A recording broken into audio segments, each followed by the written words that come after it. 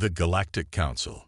In the heart of the Galactic Council chambers, a lithe figure strode to the center of the room, commanding the attention of all present.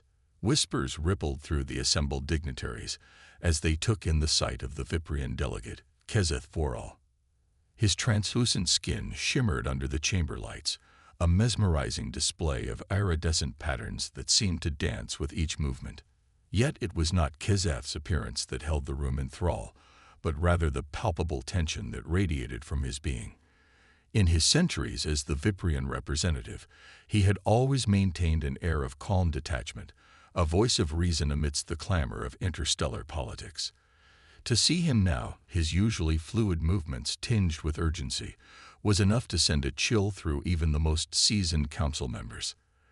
Esteemed members of the Galactic Council, HFY began, his mellifluous voice carrying an unfamiliar edge. I come before you today not to discuss trade agreements or border disputes, but to issue a warning.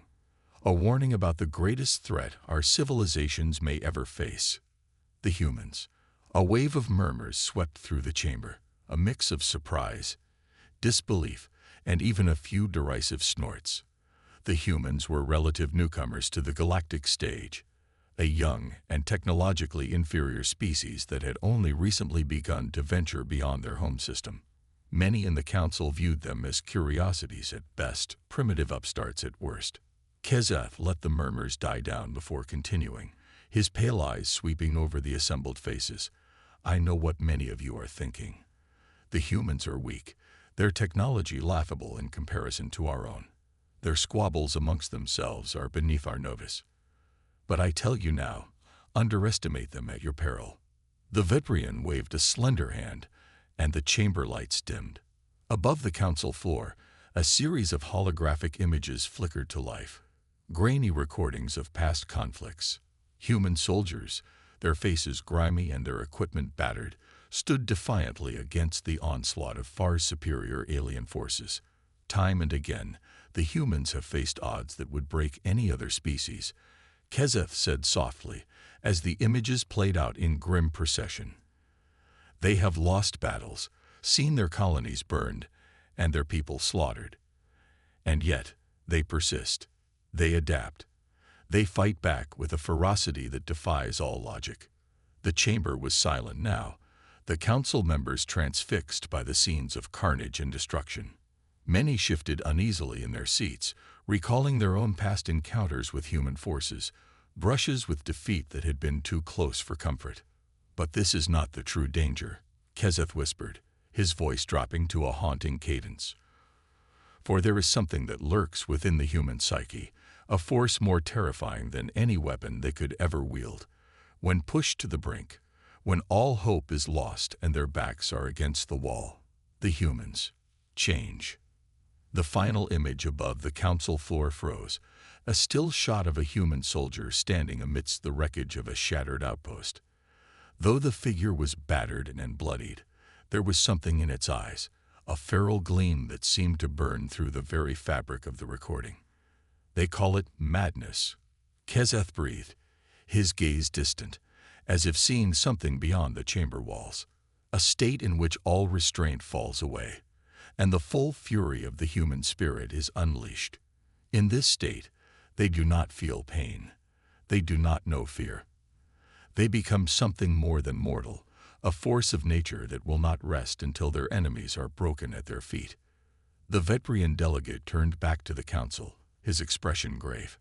I have seen this madness firsthand, in a conflict so terrible that it haunts me still. The humans, they did not just defeat us. They shattered us, body and soul. And when it was over, when we lay broken before them, they offered us mercy. HFY's voice was barely a whisper now, yet it seemed to fill the chamber with its intensity. That is the true terror of the human race. Not their technology, not their armies, but their indomitable will. Their capacity for compassion, even in the face of utter annihilation. It is a power that should terrify us all. As the lights in the chamber slowly returned to their normal brightness, HFY stood before the council once more, his posture erect and his gaze unflinching. Heed my warning, esteemed counselors. Treat the humans with respect, with caution. For if we ever push them to the point of madness, may the gods help us all." With that, the Viprian delegate bowed deeply and strode from the chamber, leaving a stunned silence in his wake. And in the minds of all present, a single thought echoed like a tolling bell. The humans were not to be trifled with. Not now, not ever. The human colony under siege. Alarms blared across the human colony of New Eden, shattering the pre-dawn tranquility. In the streets, civilians stumbled from their homes, eyes wide with fear and confusion. Above them, the sky was alight with the menacing glow of alien warships, their hulls gleaming like polished obsidian against the paling stars. The attack had come without warning, without provocation. One moment, the colonists were going about their daily lives, secure in the knowledge that they were protected by the might of the Earth Alliance. The next, their world was engulfed in fire and chaos. In the command center of New Eden's military base, Colonel Iden Reeves stared at the tactical displays in disbelief. The alien fleet had appeared out of nowhere, slipping past their early warning systems like ghosts. Their first strike had been devastating, a series of precision hits that crippled the colony's defenses before they could even mobilize. "Get me a line to Earth Command, now," Reeves barked, his voice cutting through the clamor of the command center like a whip. "And someone tell me what the hell we're up against." The answers, when they came, were grim. The attackers were a race known as the Kurziks, a name that sent shudders through even the most battle-hardened veterans. They were an ancient species, technologically advanced and utterly ruthless. Their ships were faster, their weapons more powerful than anything the humans could bring to bear. And yet, even as the situation grew more desperate by the minute, Colonel Reeves and his troops refused to yield. They fought back with everything they had, scrambling fighters to harry the alien ships, mobilizing ground forces to protect the civilian population. They sent out desperate pleas for aid to their allies, to anyone who would listen. But the Kurziks were not interested in negotiation or mercy. Their response to the humans' defiance was swift and brutal. Plasma beams rained down from the sky, reducing entire city blocks to molten slag. Alien ground forces, clad in impenetrable armor and wielding weapons that defied human comprehension, marched through the streets, cutting down anyone who stood in their way. In the midst of the chaos, a single message was broadcast across every human frequency. It was the voice of the Kurziks' commander, cold and imperious, offering a final ultimatum. "Inhabitants of New Eden," the voice intoned, each word dripping with disdain. "Your resistance is futile. Your forces are broken, your allies powerless to intervene. Surrender now, and your lives may be spared. Continue to fight, and you will be annihilated." In the command center, Colonel Reeves and his officers listened to the message in stunned silence. They had all heard the stories of the Kurziks, of their cruelty and their power. To surrender, to lay down their arms and submit to the yoke of alien rule, it was unthinkable. And yet, what choice did they have? Their defenses were crumbling, their people dying by the thousands. The Kurziks had them outmatched in every way imaginable. It was then, in that darkest of moments, that something changed. A spark, deep within the hearts of every human on New Eden, kindled to life. It was a fire born of desperation, of the unyielding human spirit that had carried their species from the caves to the stars. In the streets, in the bunkers and shelters, a new resolve took hold. Families huddled together, whispered words of defiance passing between trembling lips. Soldiers, bloody and battered, tightened their grips on their weapons, a feral light growing in their eyes. They would not surrender. They would not go quietly into the night. If this was to be their end, they would make it an end worthy of remembrance. They would show the Kurziks and the entire galaxy the true mettle of the human race. In the command center, Colonel Reeves looked around at his officers, seeing the same determination etched on every face. To hell with their ultimatum, he growled, his voice low and fierce. "We fight until the last man, the last bullet. We show these bastards what it means to mess with humanity." A ragged cheer went up from the assembled troops, a sound that echoed through the war-torn streets of New Eden. It was a sound that would soon be drowned out by the roar of battle, by the screams of the dying and the thunder of alien guns. But in that moment, it was a clarion call, a defiant shout that seemed to reach the very heavens. The humans of New Eden would not go gently. They would rage, they would fight, and they would make their stand, no matter the cost. Humanity's defiance. In the hours that followed the Kurziks' ultimatum, a strange calm settled over the battered human colony of New Eden. The sounds of battle had died away, replaced by an eerie silence that hung over the ruined streets like a shroud. But beneath that silence, a new energy was building, a quiet defiance that stirred in the hearts of every surviving colonist. In the bunkers and shelters, families huddled together, their faces grimy and their eyes hollow with exhaustion. But there was a hardness to their expressions now, a grim determination that had not been there before. Mothers clutched their children close, whispering fierce promises of protection. Fathers and elder siblings took up whatever makeshift weapons they could find, ready to defend their loved ones to the last breath. Among the soldiers, the change was even more pronounced. The initial shock and despair of the Kurziks' onslaught had given way to a cold, focused anger. They moved through the rubble-strewn streets with a new purpose, their weapons held with the steady confidence of those who had nothing left to lose. Colonel Iden Reeves watched his troops with a mix of pride and sorrow. They were good men and women, the best Earth had to offer. They had come to New Eden with dreams of a new life, of a future free from the conflicts and turmoil of the past. Now they faced an enemy that threatened to snuff out those dreams forever. But even in the face of annihilation, Reeves could see the fire that burned within them.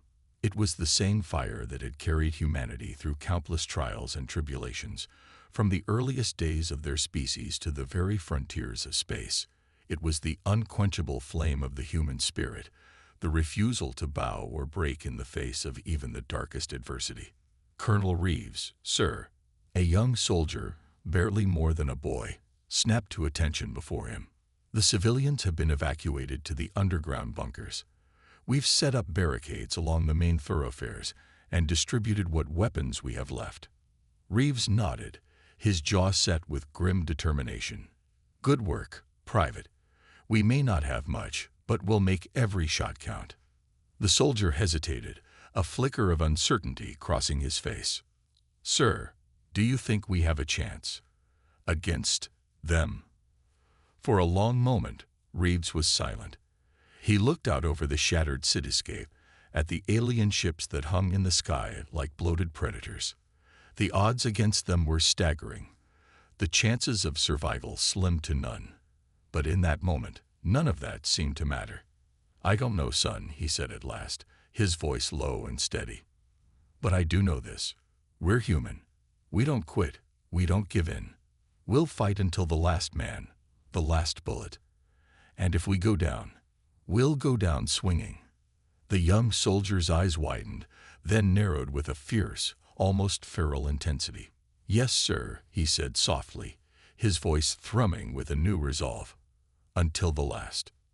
All across New Eden, that same resolve was taking hold. In the face of certain destruction, the human colonists found a strength they had never known they possessed.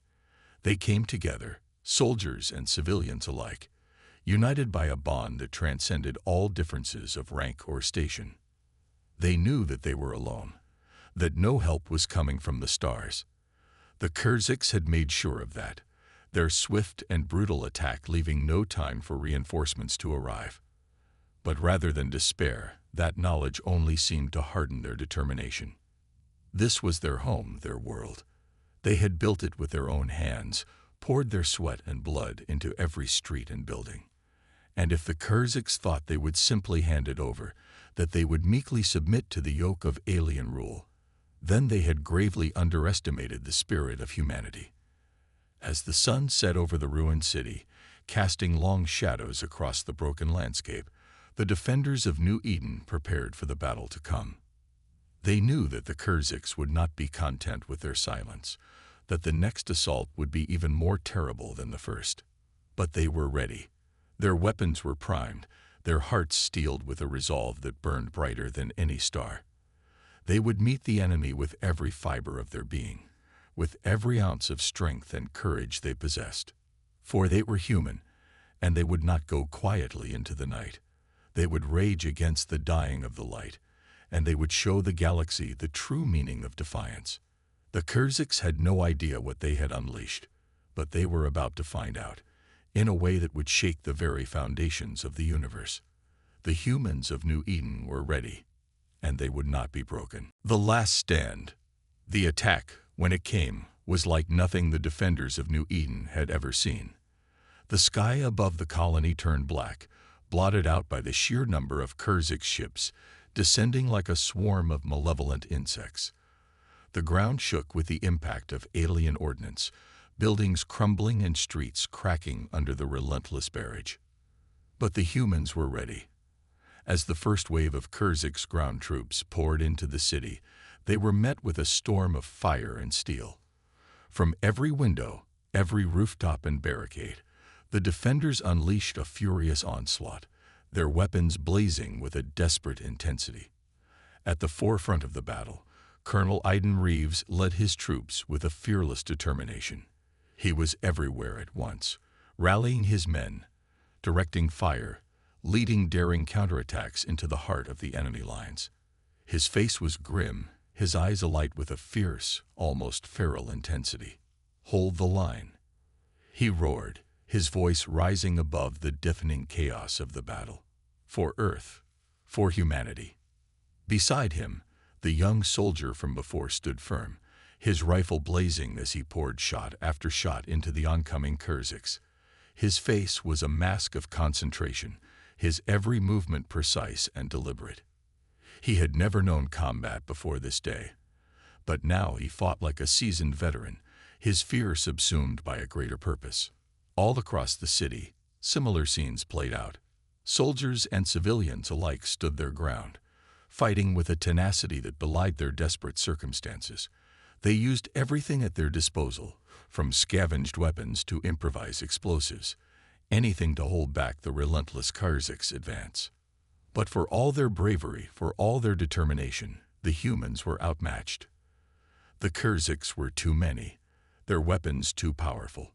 Slowly, inexorably, they began to push the defenders back, tightening their grip on the city street by blood-soaked street. In the command center, Colonel Reeves watched the tactical displays with a growing sense of despair. The enemy's numbers seemed endless, their resources limitless.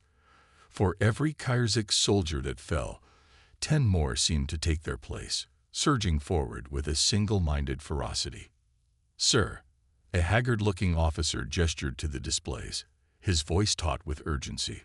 "The eastern barricades have been breached. The aliens are pouring through, heading straight for the civilian shelters." Reeves felt a cold hand close around his heart.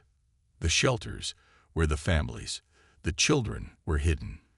If the Kurziks reached them, "Pull back the reserve units," he ordered, his voice cracking with emotion. "Form a new line, buy the civilians as much time as you can to evacuate." The officer nodded grimly, relaying the orders. On the displays, Reeves watched as his troops fell back, fighting every step of the way. They were buying time with their lives, holding back the alien tide with their own blood. But it wasn't enough. The Kurziks crashed through the new line like a tidal wave, their advance barely slowed. In the streets, human soldiers fell by the dozens, their cries of pain and desperation mingling with the roar of alien weapons. In that moment, something within Colonel Reeves seemed to snap. A cold, terrible clarity descended upon him, a realization that cut through the fog of battle like a blade. They were going to lose. The colony, his troops, the civilians, all would be lost. Unless, "All units, this is Colonel Reeves." His voice was calm, almost eerily so. "Initiate Plan Omega. I repeat, initiate Plan Omega." There was a moment of stunned silence on the comm channels. Plan Omega was the last resort, the final option when all else had failed. It had never been used, never even been fully tested. But now there was no choice. "Understood, Colonel."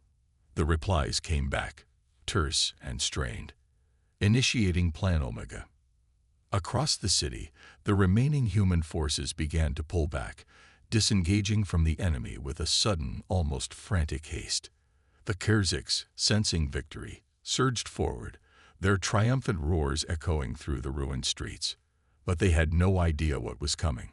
No idea of the lengths to which the humans, in their darkest hour, were willing to go. At the heart of the colony, hidden beneath layers of rock and steel, a series of massive generators hummed to life. They had been built in secret, a last-ditch contingency plan that few had ever believed would be needed. Now, as the final codes were entered and the last safeguards disengaged, that plan was put into motion. The generators surged with power, building to a blinding, cataclysmic crescendo. And then, with a roar that shook the very earth, they detonated. The blast was like nothing any of the combatants had ever witnessed.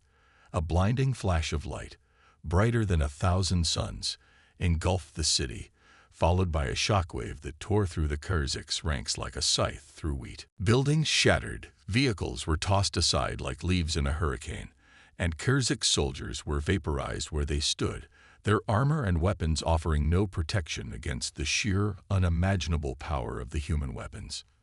In the command center, Colonel Reeves watched the destruction unfold with a grim, almost tragic satisfaction. He knew the cost of what he had done, the price that had been paid in human lives.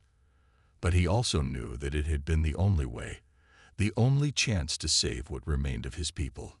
As the firestorm raged across the city, consuming all in its path, Reeves could only hope that the sacrifice had not been in vain.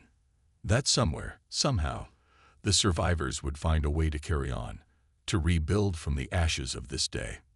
For now, all he could do was watch and pray as the battle for New Eden reached its shattering, cataclysmic conclusion.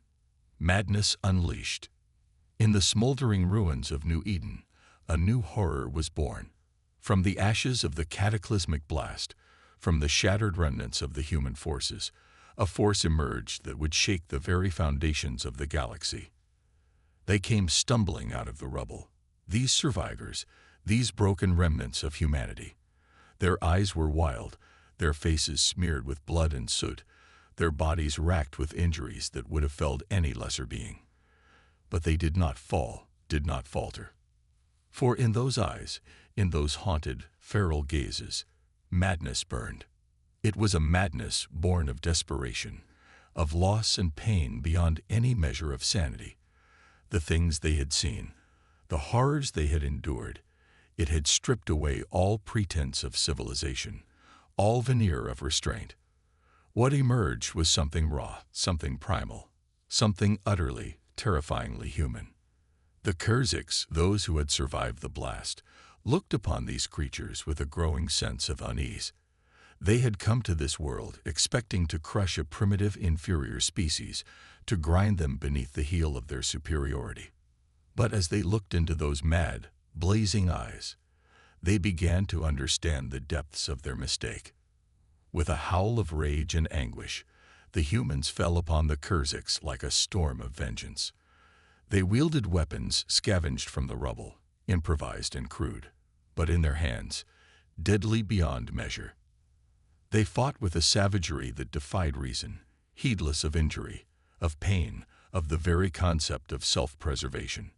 They threw themselves at the enemy with a single-minded fury, tearing into their ranks with tooth and nail and sheer, unbridled will. The Kurziks, for all their advanced technology, for all their vaunted warrior prowess, were overwhelmed. They had no frame of reference for this kind of warfare, this primal, unrestrained savagery. They fell back, their lines shattering under the relentless human assault. They brought their weapons to bear, rained fire and death upon the onrushing horde. But the humans did not stop, did not slow. They charged into the teeth of the alien guns, uncaring of their own lives, driven by a madness that transcended all reason. They took the fire, the pain, the death, and they kept coming, an unstoppable tide of feral, maddened rage.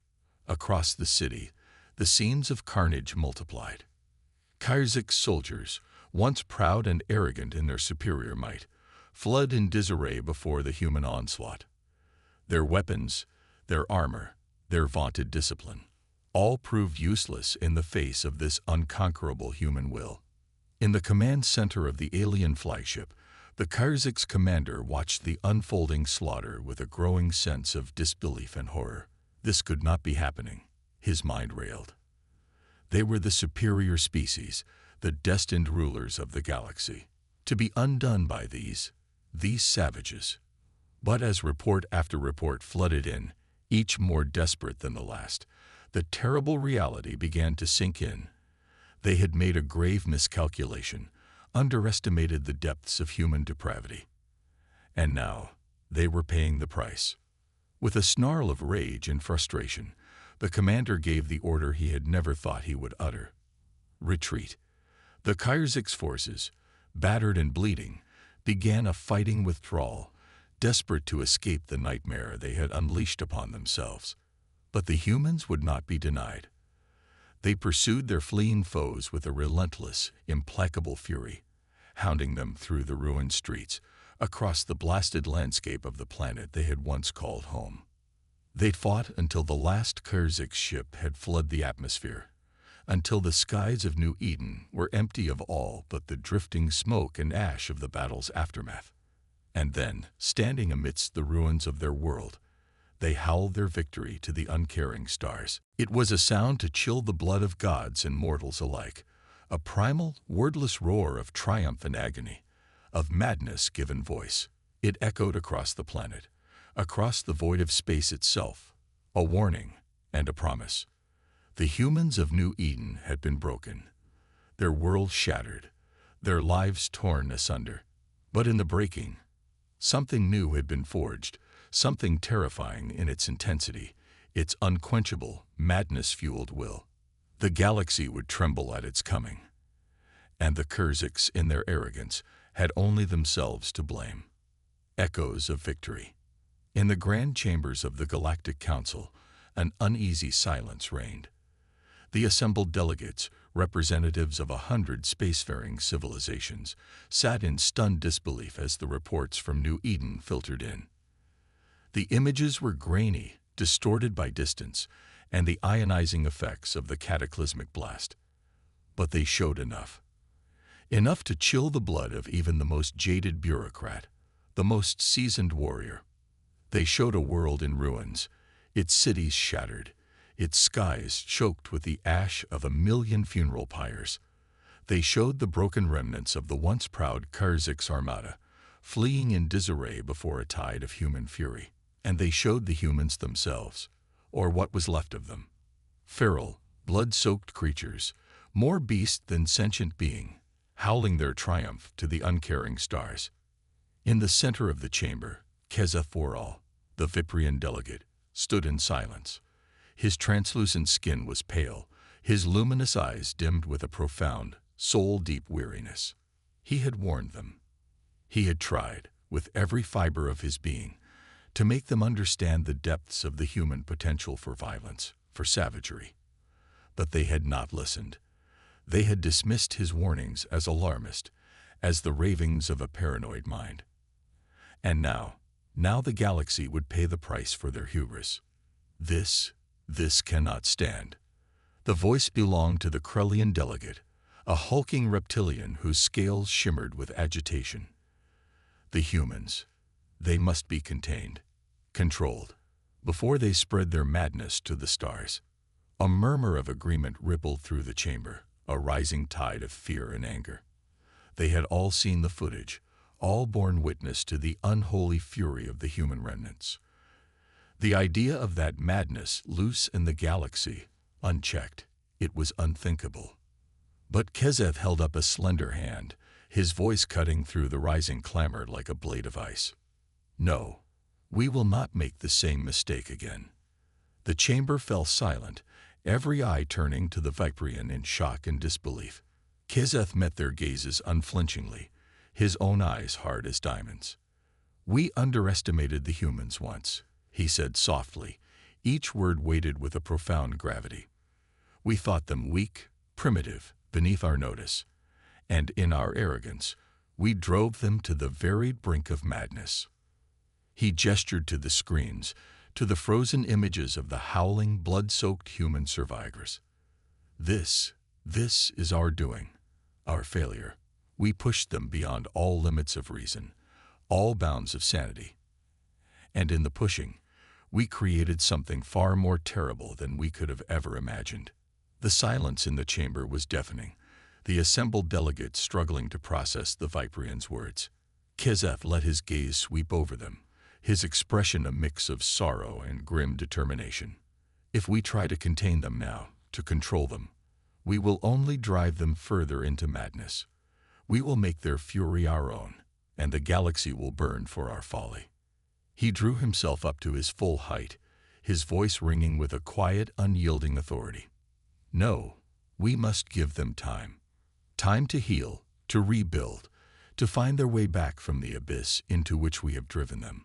Only then, when they have reclaimed their humanity, can there be any hope for peace. For a long, tension-filled moment, the chamber was silent. Then, one by one, the delegates began to nod, to murmur their assent. They did not like it, the idea of leaving the humans to their own devices, unchecked. But they could not deny the wisdom in Kizeth's words, the hard-won truth of his experience. And so, with a heavy heart and a grim sense of foreboding, the Galactic Council made its decision. The humans would be left alone, allowed to chart their own course in the aftermath of the horror they had endured.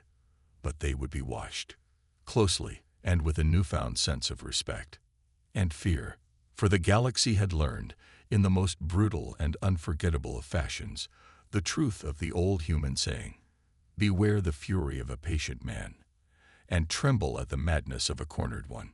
The humans of New Eden had been broken, driven to the very edge of insanity. But in the breaking, they had shown the galaxy the true face of their species, the indomitable will that lurked beneath the veneer of civility. And though they might one day return to the stars, might one day take their place among the galactic community, the memory of their fury, their madness, would forever haunt the dreams of all who witnessed it.